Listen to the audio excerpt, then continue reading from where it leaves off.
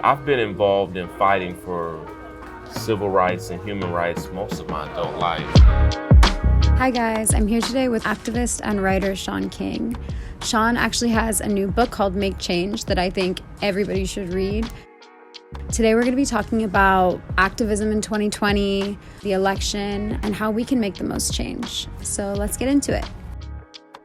It's a longer story, but a huge part of my story is I was very badly assaulted. This is all the way back in, what year were you born? 91.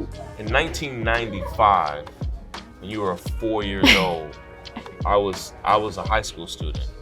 And I was very badly assaulted by a group of racist white students in my high school. And I missed 2 years of high school. I had 3 spinal surgeries, fractures in my face and ribs. And it was a painful experience, physically, emotionally.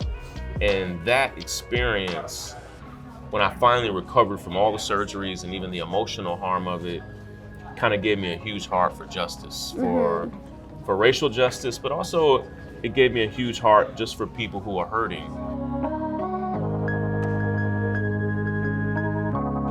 Yeah, I think having that moment of trauma or something happens to you is a really quick way to become engaged. Yeah, up until that point, I mean, I think I was like a stereotypical teenager that didn't understand just how the world could be both good and evil. Like, as a kid, you kind of live in this flex phase for a long time until the world teaches you otherwise. What do you think the intersection is between politics and culture? Well, I mean, I think there are lots of intersections. I hardly even see them as two separate things. Culture informs politics, and politics informs the culture, and they're always responding to one another. You know, stereotypical kind of political establishment fighting back against youth culture or black culture or hip hop culture, skater culture, whatever it could be. Yeah. But the truth is, part of why I love this Bernie Sanders campaign is it's like a deeply cultural campaign. Bernie loves to have local artists open up for him. He loves music himself. People don't know that it's pretty cheesy, and I don't think he would be mad at me for saying it, but he actually has some like really bad spoken word albums. Bernie does. You Google it. This Bernie's is going to be the next thing. Tracks, it's going to be like, release the spoken word out. Why aren't you releasing them? The unreleased tracks. Yeah. But the point is, Bernie's always been into culture, music, art. We don't use this word so much, but he's really a hippie at heart. He was, on my shirt is Bernie being arrested in 1963 during the Civil Rights Movement. And so like he kind of came out of just a deeply rich cultural place. So his leadership, I just think, has a level of soul and color and depth and culture that a lot of other politicians and campaigns just don't have. What are your thoughts about government in this country and electoral politics and the way that our government system works? Well, I mean, I have so much to say. No, I mean, I can critique the Electoral College. I could critique how we do our elections, the safety and security of them. But there's still a lot to love about the promise of America. I think most of us regularly feel like America doesn't live up to its promise or its creed, but our democracy is an opportunity for us to kind of fight back and put people in power that actually represent us.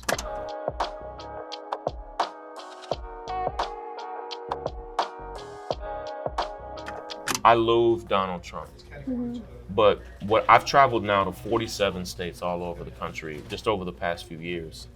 And what I learned is that people who felt abandoned by the government were looking for somebody to represent them. Yeah. And Donald Trump took advantage of that. Yes, he's a liar. Yes, he's a bigot. Yes, he's a sexist homophobe. But there were legitimate people whose jobs had been lost, who in their town, their factories had shut down, who felt abandoned by both Democrats and Republicans. And Donald Trump saw that opportunity and filled that void. Hell, some of these folk haven't had people even express that they cared about them. Yeah. And that's kind of what's beautiful about this Bernie Sanders campaign is that he can go to those same communities and say the same thing, you know? What Donald Trump did is like capitalize on that hopelessness. Yep. Capitalize on that feeling that there's nothing that you can do. And so like may as well just vote for the person who's at least speaking to me. Yeah. Because who at least shows up. Yeah, Hillary Clinton wasn't there, you know? Hillary Clinton didn't go to Wisconsin. Didn't campaign in Michigan. People make the mistake of misunderstanding that people are hurting all over the country through the rising cost of healthcare, drug addiction, the flatlining of wages in this country. And when all of a sudden somebody expresses that they actually care and they come see you, it makes a difference. And so Trump saw that opportunity. And he's a con man at heart. He exploited this kind of real opportunity that existed. So our democracy allows us to fight back against him. And instead of filling that void with bigotry and hatred, we can fill it with hope and policies and ideas and authenticity. And I think no campaign contrasts better with Trump than Bernie. Anybody who compares Bernie and Trump is ignorant. Bernie is the antithesis. He is the anti-Trump in every way. And I think it takes that to beat Donald Trump. For sure. Yeah. And I think a lot of what you're saying is why he flips Trump supporters. Yep. I'm deeply skeptical of politicians. I have now worked alongside Bernie very actively for 5 years. I still have my guard up even with him. And he's proven himself over and over and over again to me and to others to be trustworthy, to be a man of his word, to be a man of the people who is trying to represent marginalized people. And it's why when people try to attack him, they're grasping for straws. To attack Bernie, they go back and find a video from the 70s or something. Like there's nothing there. There's nothing there. We are gonna stand together and create a government that works for all. I've heard a lot of disenfranchisement and a lot of hopelessness in terms of, well, it doesn't matter who's there. It doesn't matter if I vote or not. I'm not voting because those people are not going to affect me. My life will not change. What are your thoughts on that? Well, it's not true, but I understand why people think it's true.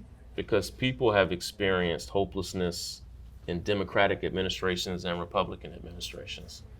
But I think one of the reasons you see, like I think a historic surge in Latino voting is because the Latino community understands personally that who you elect president deeply impacts your community, your people, your family, your citizenship, your status. I think this is the first campaign in my lifetime, really in American history, Bernie's campaign, that I think is fueled by Latino support, fueled by a group that's been attacked by Trump in a way that we've never seen in our lifetime. And so it's a powerful moment.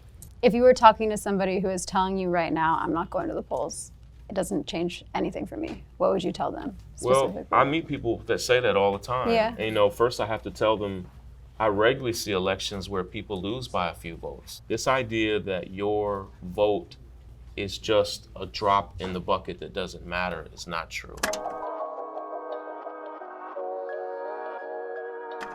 Secondly, there are major differences in candidates within the Democratic Party.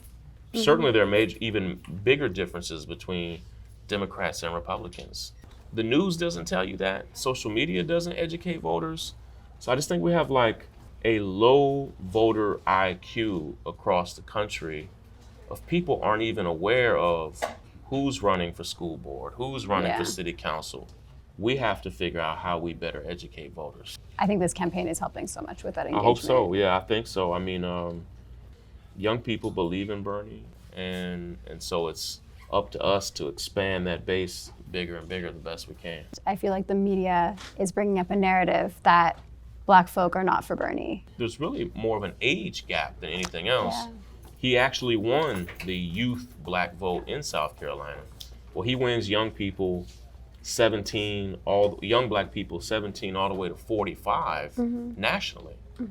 It's when you begin getting 45 and older that other candidates fill that gap in some ways, it's because the older you are, the more comfortable you are with the status quo. That's if you're white, black, Latino. Older voters tend not to be for deep systemic change. For me personally, I'm always fighting for criminal justice reform, racial justice reform issues. Those are the issues that are passionate to my heart. And Bernie has, and I literally was a part of the team that helped write it, the best, most robust, progressive racial justice and criminal justice reform plan I think ever written for any presidential candidate. What is the importance of activism? What I tell people all the time is, you don't have to be like me. You don't have to fight the issues I fight. You don't have to fight it in the way I fight the issues that I fight for.